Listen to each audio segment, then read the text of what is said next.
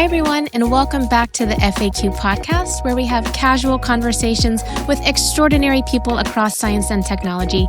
I'm your host, Tai-Danae Bradley. Today's guest is Natashia Kaur Raina, who, in a nutshell, is totally passionate about all things quantum computing and making those ideas accessible to broad audiences. Now, to tell you more about Natasha, I actually have to read from my list here because she does a lot of things. She is the founder and CEO at a startup called NucleQi. She's also a quantum security research engineer and evangelist at Vyapati Resonance. And she's a senior at the Indian Institute of Technology Madras, studying data science and AI. In addition to those things, she's a prolific content creator, as evidenced by her over 20,000 followers on LinkedIn. Wow. In this episode, though, I got to sit down with Natasha and just hear more about her origin story. Where did this drive come from, and what does she want to do next? I had a delightful time getting to know Natasha better.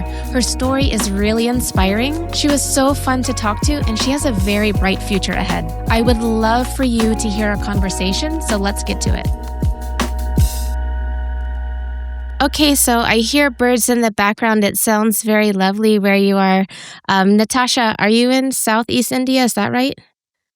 Yes. I'm in Chennai, which is in Tamil Nadu, a southern state, near the beach side. And at this time, it's around 9 a.m. So there are a lot of birds in my area that keep chirping. Yeah. Yeah, it's 9 a.m. your time, 7:30-ish p.m. my time on Southern California. We do have birds, but I think they're asleep right now. So it's really nice to hear your background. So actually, did you grow up there? Did you grow up in another part of India? Yeah, I did. I was born over here and I grew up over here, spent most of my time here. For a year or so, I did move to an island union territory known as Andaman and Nicobar Islands. And Uh-huh. I was staying in Port Blair over there for 1 year for my ninth grade. And then I did come Mhm. back again to Chennai and continue my education and still live over here. And my parents are from my mom is from Chennai. I mean, she's lived most of her life over here, and her roots are also from another city in Tamil Nadu.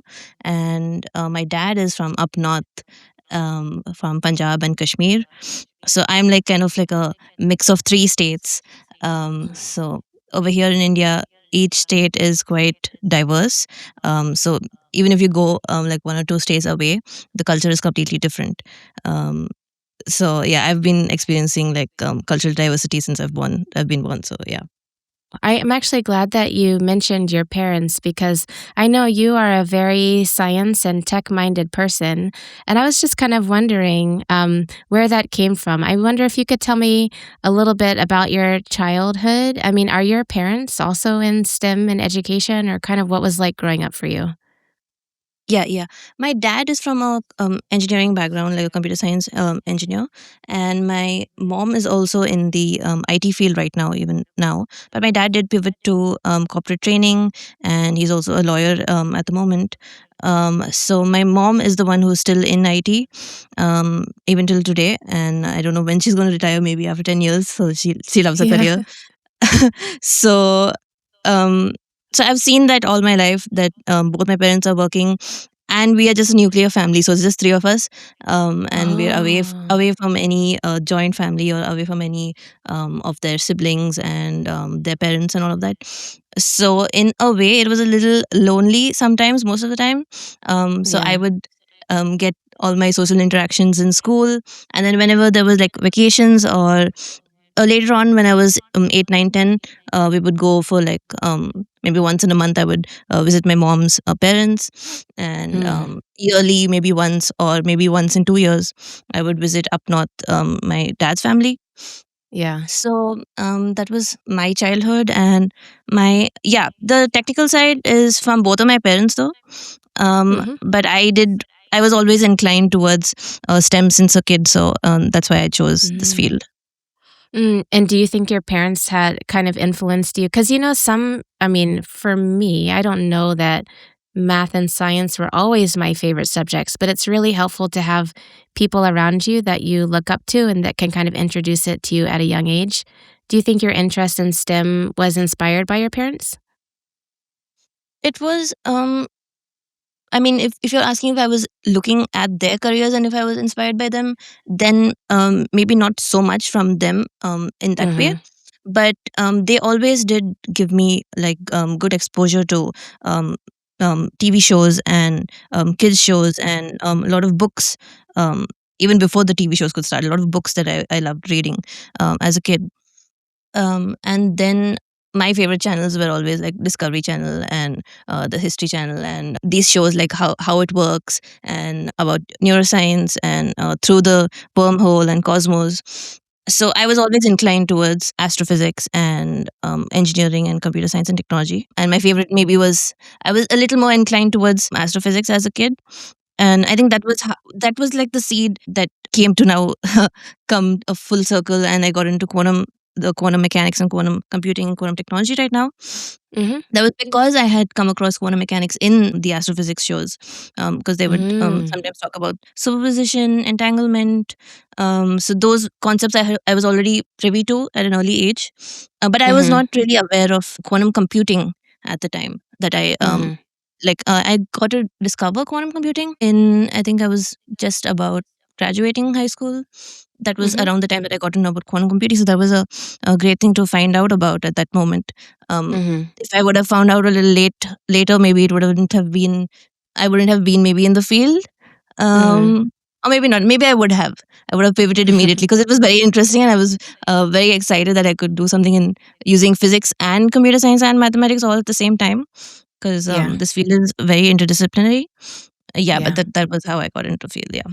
Yeah, very nice. I mean, I had to have a couple follow-up questions, but you mentioned when you were a kid, you were watching some shows, and you gave us the names, but you also said you were reading books even before watching the TV shows. So, do you remember what's your favorite book as a kid Ooh, favorite book as a kid. or your least favorite These or one that you remembered? not much that I remember of right now. These were a lot of books. I mean, like when I was from the ages of 2 to 5, so that's why I don't remember these books. Oh, you were reading at 2?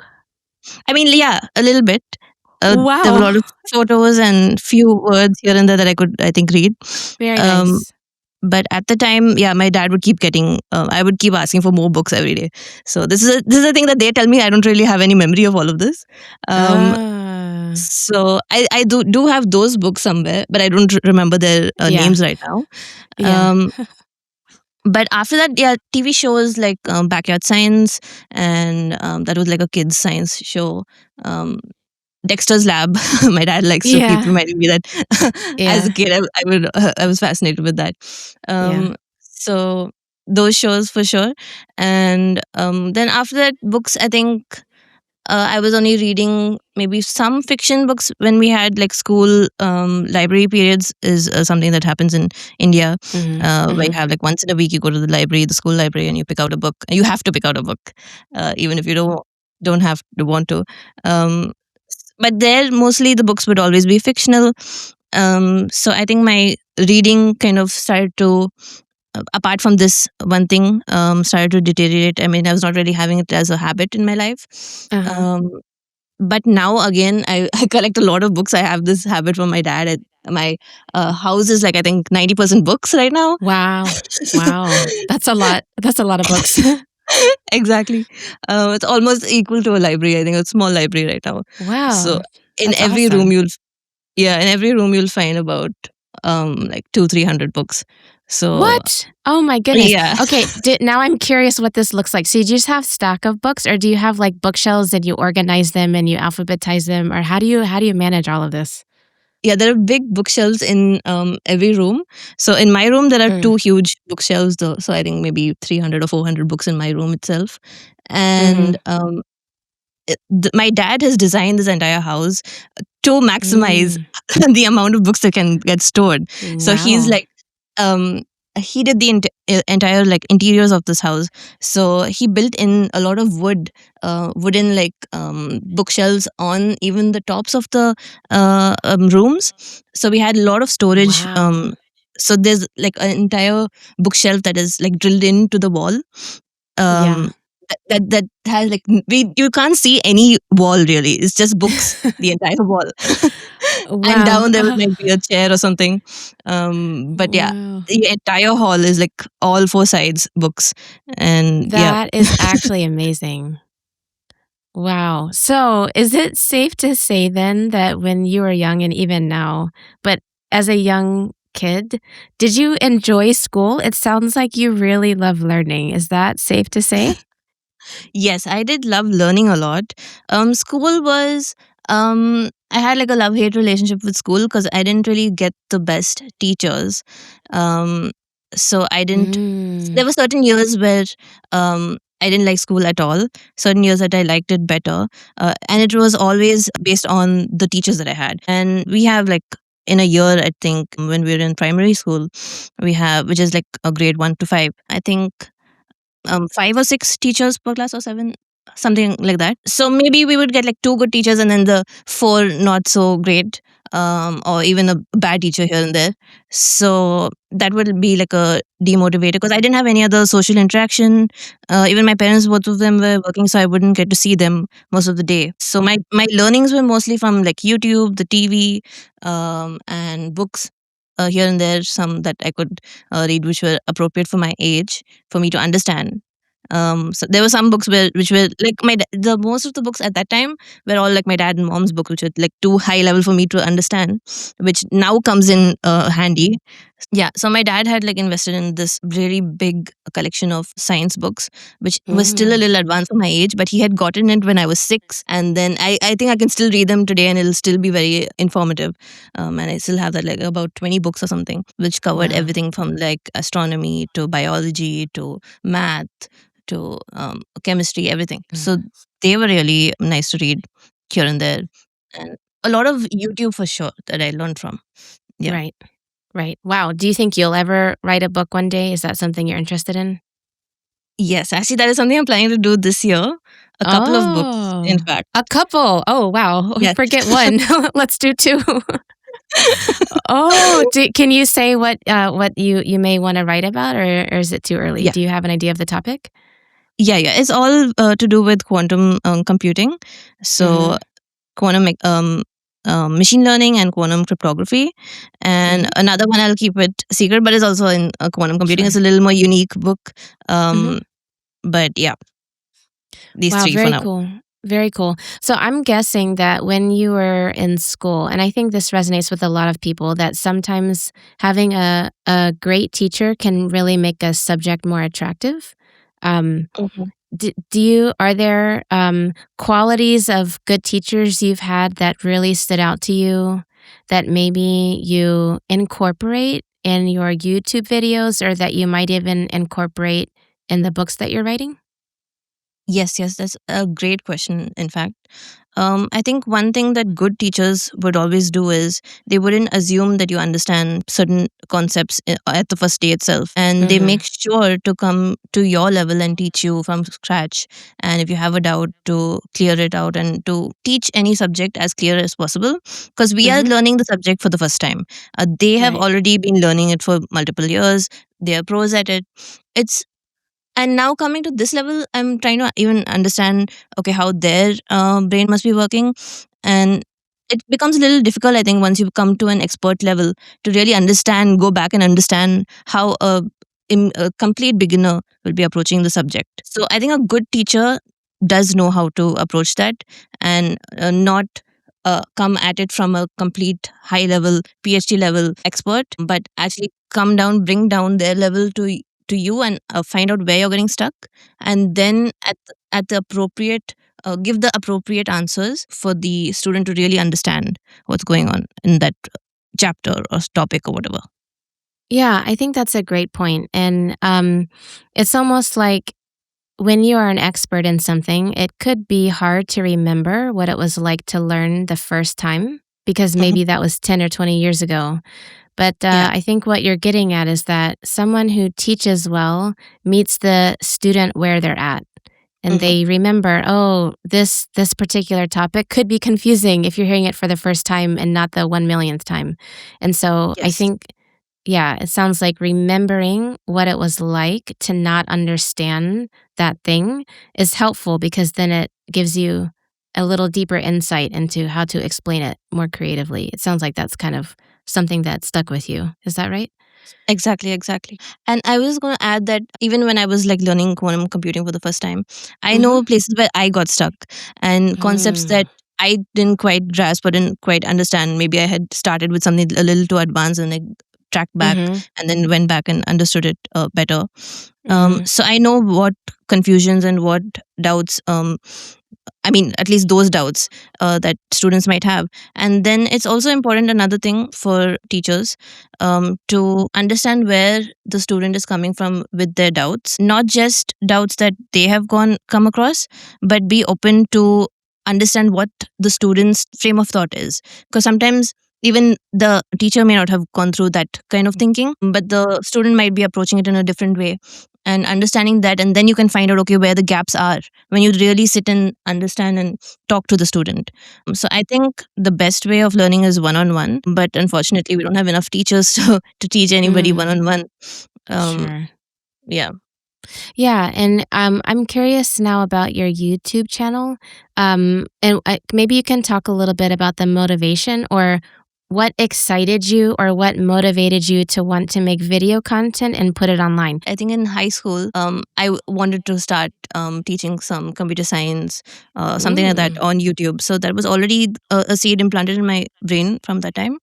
Hmm. But when I was studying quantum computing, so back in 2022, there were few courses that you could Google and find out, like the Hmm. coding school and I think QWorld's couple of diplomas. There were only few courses that you could learn from, and they were also not available all year round. So there was like you have to know when the registration's open to register for it.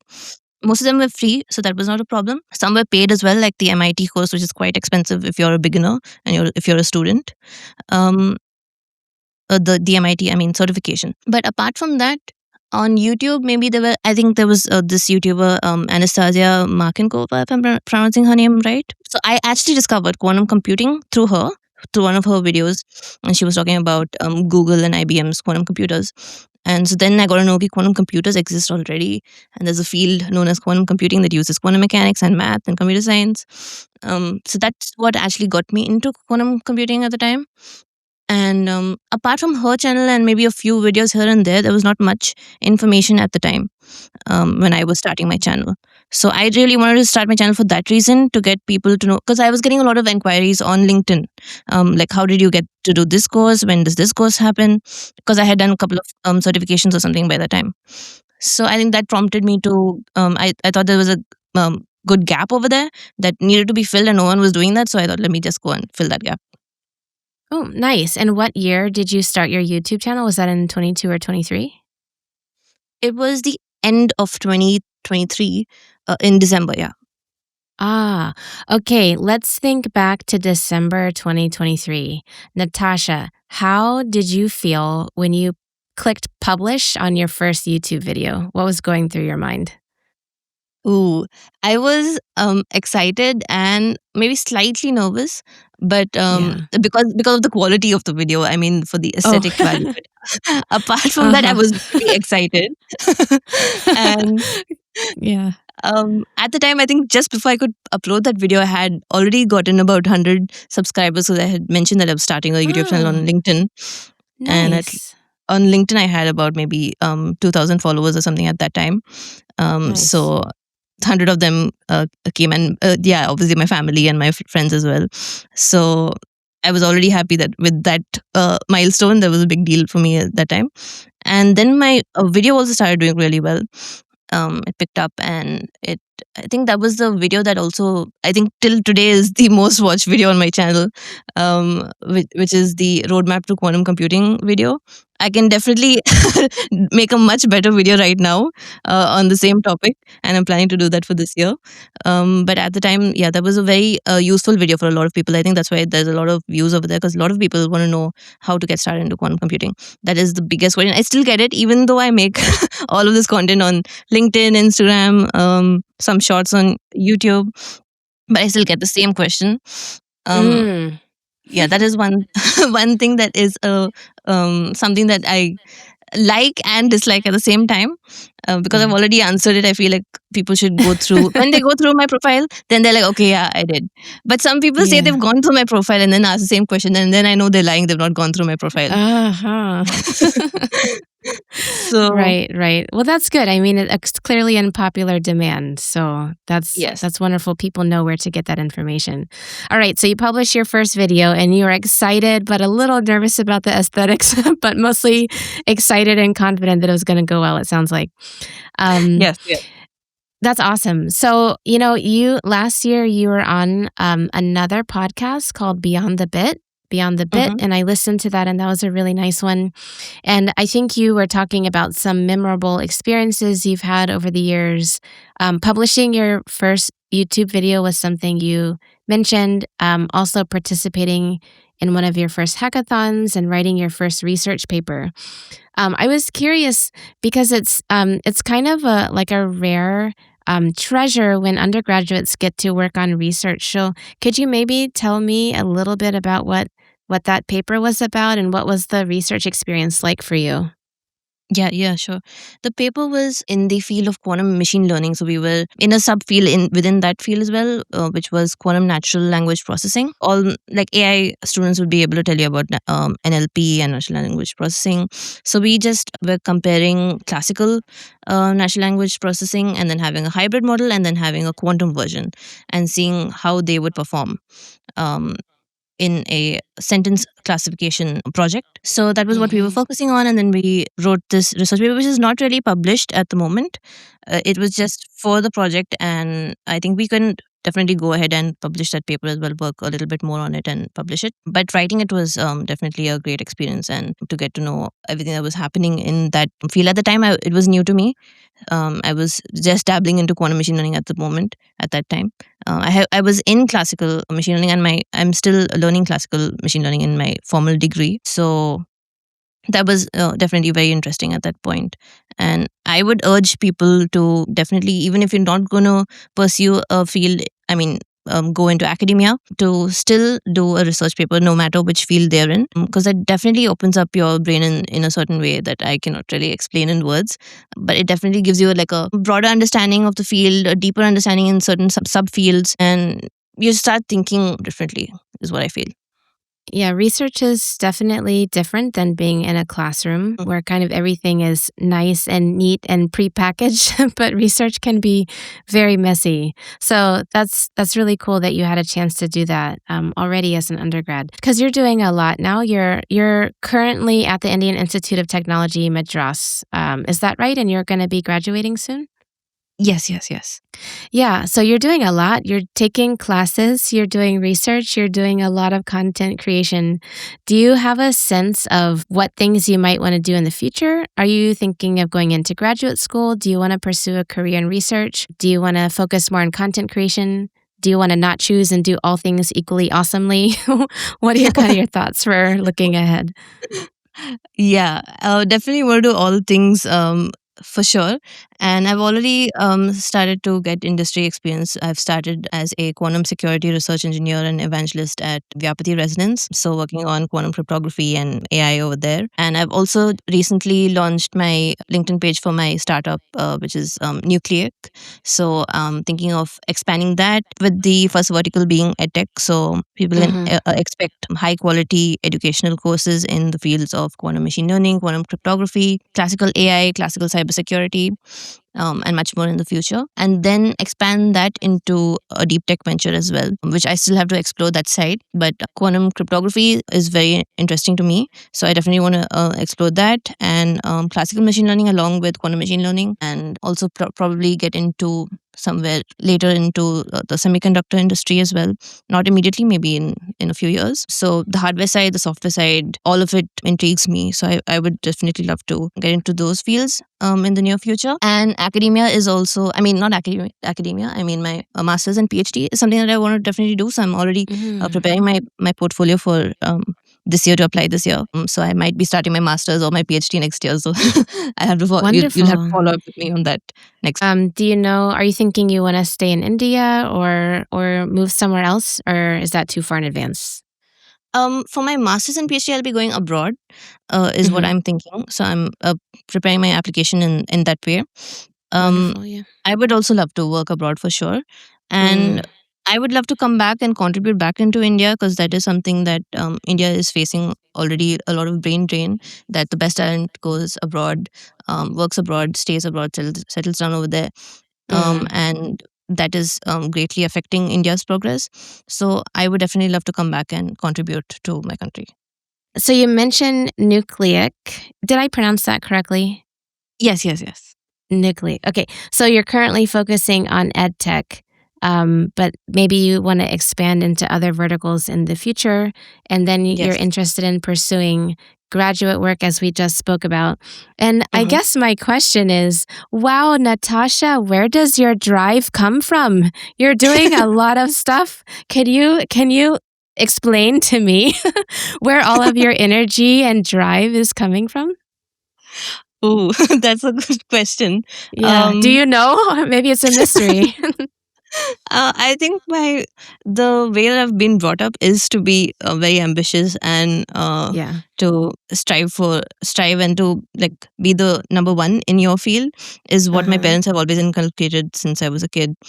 So I think that has like over time compounded, and I uh, have this innate, I think this is somewhere in my nature, that I want to do everything all at once. Sometimes it gets a bit chaotic, and even I regret taking up and saying yes to a lot of projects at the same time, which is actually currently happening with me as well. I told yes to too many things at the same time. um, so it does get sometimes difficult to balance things out, but I'm working on having a good schedule, and having like prioritizing things the best way I can, and focusing on the right things at the right time. But there are so many interesting things happening at this moment, and I think this is a privilege that I get to do the things that I love, and my all my childhood dreams are coming true, one day after the other. And these are fields that I always wanted to work in, even as a child. I didn't really know about quantum computing as a kid, but I always knew I wanted to get into something into computer science and in physics and maths. So that's exactly what I'm doing today. And I wanted to get into research. I wanted to do entrepreneurship. So I'm exploring all those fields. And I did not know I would be exploring all of these fields maybe 3-4 years ago. But yeah, now that it's a possibility, I want to explore everything. Yeah. Well, it's really interesting. Not only are you exploring all of the fields, you're not even doing it sequentially. I mean, you're doing it all at the same time. So, in parallel. So, yeah, more power to you. That's really cool. So, actually, I really Thank you. appreciate what you just said about being aware.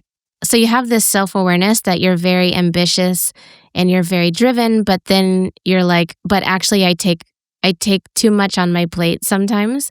And I thought that Hmm. was a really helpful insight where you talked about maybe being better at prioritizing and not doing too much at once. As Hmm. you reflect back on the past 3-ish years, or maybe 3 or 4 years that you've been doing all of this, are there any other reflections that come to mind that you might tell your younger self? Like, hey, self, you are awesome and ambitious, but, in addition to prioritizing, like, do this other thing that I learned. Any other lessons learned that you've kind of been contemplating on? That's a good question. I have to think for this one. I think this was not much of an issue when I was like really young, but somewhere in my teenage years, around 14 to maybe let's say 18, 19, were some years where I was getting a little worried about which direction I was going into. So I'd say to not be worried, and to be confident, and Mhm. not think too much of the outcomes, and to just be the best at what I'm doing in that moment. To take one task at a time, focus entirely on that, do it well, and not overthink, because I do have sometimes this habit of overthinking as well.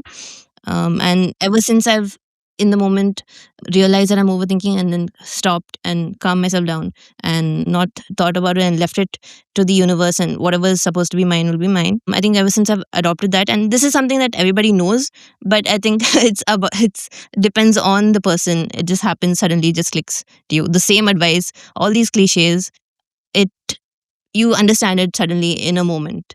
So it's going to happen to different people at different times. But ever since I've started practicing that, it's helped me a lot. So just being focused and in the moment, if I'm studying, I'm trying to be the best in that moment. I'm trying to focus my all of my energy over there. So even though I've taken up a lot of different work, I try to focus and prioritize in that moment what I'm doing, and not multitask in that same moment. So that helps a lot. Yeah, I think that's a great point. I mean, when you're working on something, but your mind is elsewhere, like you're saying, if you're worried about, oh, what should I be doing instead? Especially if you're a young student and you're fretting about your future, it's hard to give 100% to what you're doing if your brain is occupied, 80% with something else. So I think Hmm. that's a really great lesson learned. Thank you for sharing that. Thank Um, you. okay, random question now. So I want to go back to your parents who sound like they are very supportive and filling you with books, or not filling you, filling your living space with books. So Natasha, are they like quantum computing experts now? Are they watching all your videos? Do you get to practice your explanations on them? How is that interaction like? Yes, yes, of course. They are the first ones to see all of my videos, and they keep looping it and commenting on it, and giving they're the first like. Sometimes I like the Oh. video first, and then my dad's like, I wanted to be the first like. So that keeps Oh, so happening. your parents are so supportive. That's wonderful.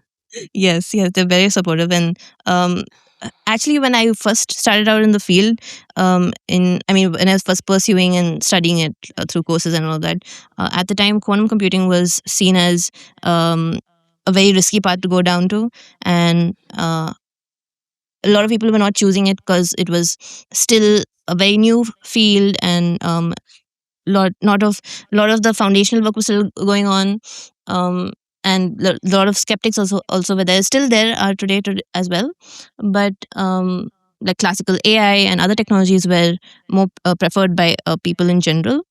um, since went down this path, people, not my parents, I'm talking about other people, Hmm. they were kind of skeptical, and like some professors and teachers that I came across were kind of skeptical of what I was doing. But now when they see me and they see the field, and they get to know that, okay, actually they didn't even understand the field at the moment, so that would be another thing that's adding to their Hmm. concerns. Hmm. Um, but now that people are seeing it, and they were seeing what vision I was having, then they understand that I took a good decision in the moment. So yeah, yeah. But my parents were supportive since day one. Are they convinced to change their careers and go into quantum computing also, or is that your next thing on your to-do list? I want to retire them. I hope they don't have to work in the next Oh, 5 years. So yeah, they might be the board of directors of my company. So that's wow. one place where they might be dabbling in quantum, maybe over there in the business Wow. decisions. I love it. Family business. That is awesome. Yes.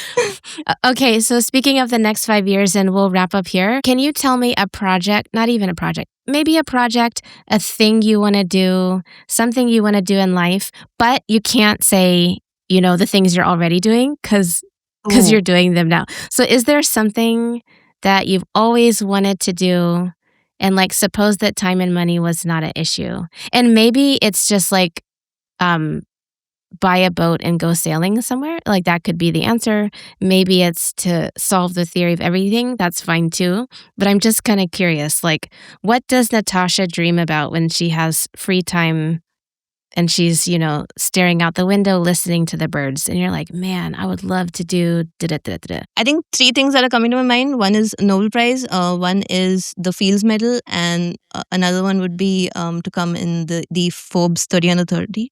So yeah, these three are things that are coming to my mind at the moment. Yeah, very nice. Well, I will say that is consistent with what I have gotten to know about you and in this conversation. You're very ambitious, very driven, and I know that you're inspiring a lot of people all over the world actually with your content. And so I want to thank you, Natasha, for taking time to chat with me and to let us kind of peek behind the curtain to what's going on in your life and your background. It's been super fun getting to know you, and I appreciate your time today. Thank you, Natasha. Thank you so much for having me. This has been like an incredible conversation, and this is something that I've not really done before. Talking candidly about my life and other areas in my pursuits, future pursuits. So this is like really great to be like candid and talk about everything and my childhood and all of that. So thank you for having me. It's a wonderful conversation. Good. I had fun too, and I am very excited to see what's ahead of you. So we'll have to stay in touch. And definitely you'll come back on the podcast when you get the Nobel Prize, the Fields Medal, and Forbes 30 Under 30. We'll have to do 3 episodes for each. How does that sound? Oh my God, yes, definitely. Good. I look forward to it. Thank you, Natasha, again. Thank you. All right, everyone. Thank you so much for joining me on the fAQ podcast, where we have casual conversations with amazing people across science and technology. I'm your host, Tai-Danae Bradley, and if you'd like to be notified about when our next episode is coming out, we try to aim for every other Tuesday. Be sure to subscribe to YouTube, Apple Podcasts, Spotify, whichever platform you're on. All right, that's all for now. Thank you again for listening, and I hope to see you next time.